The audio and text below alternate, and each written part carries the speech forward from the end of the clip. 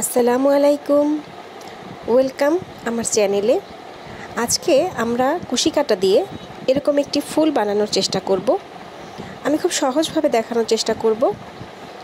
তো দেখুন, আমি আগে একটি বানিয়ে নিয়েছি এবং এখন অপেক্ষাকৃত একটু চেকন সুতা দিয়ে আপনাদেরকে বানিয়ে দেখাচ্ছি।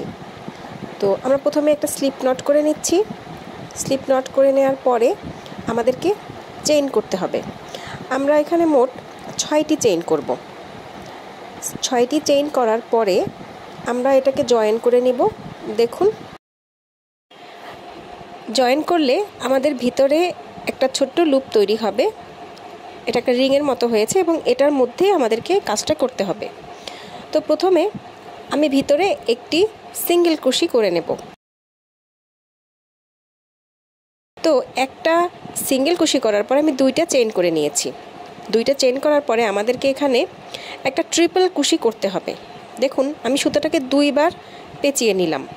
ডাবল কুশিতে আমরা একবার পেঁচাই, ট্রিপল কুশিতে আমরা 2বার সুতাটাকে পেঁচিয়ে নেব।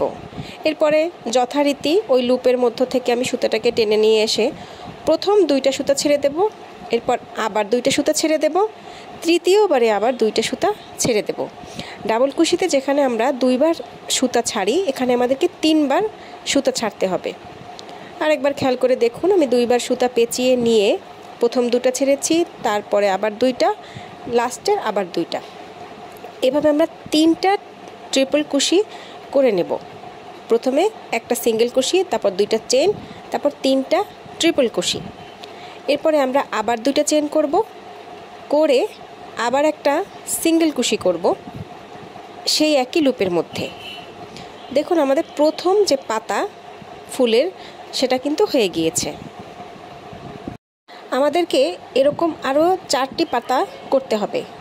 ফুলটাতে মোট 5টি পাতা রয়েছে।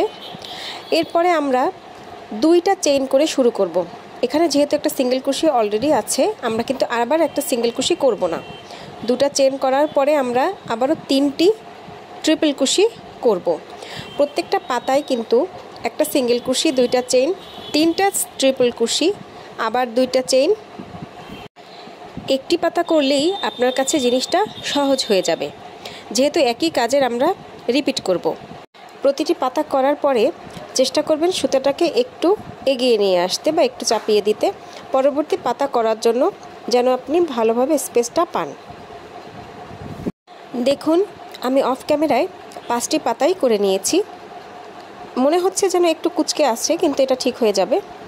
তো লাস্টে এসে আমি আবার যখন 2টা চেইন করেছি, তখন কিন্তু আমি আগের যে সিঙ্গেল কুশিটা ছিল, প্রথম যেটা করেছিলাম, ওখানে আমি স্লিপ নট দিয়ে এটাকে জয়েন করে দিব। নতুন করে কোনো সিঙ্গেল কুশি করা যাবে না, সেক্ষেত্রে স্পেসটা অনেক বেশি দেখা যাবে। এরপরে সুতা কেটে নেওয়ার পালা। একটু সামান্য বড় রেখেই সুতাটা কাটার চেষ্টা করবেন। এই যে দেখুন, আমি সুতাটা কেটে নিয়েছি এবং এই সুতাটাকে এরপর আমাদেরকে হাইড করতে হবে পেছনে ফুলের মধ্যে, বা আপনি চাইলে সুতাটাকে ওভাবে রাখতে পারেন। অনেক সময় আমরা কোনো কিছুতে যদি ফুলটি লাগাতে চাই, সেক্ষেত্রে সুতাটা ওভাবেই রেখে দিতে পারেন। ওই সুতা দিয়েই আপনি স্টিচ করে নিতে পারেন। দেখুন, আগের ফুলটা একটু বড় হয়েছে কারণ সুতাটা একটু মোটা, আর এইটা একটু ছোট হয়েছে সুতাটা একটু চিকন বলে। তো এখন কিভাবে সুতাটাকে আপনি হাইড করবেন আমি সেটি দেখিয়ে দিচ্ছি। এর জন্য নির্দিষ্ট কোনো রুলস নেই।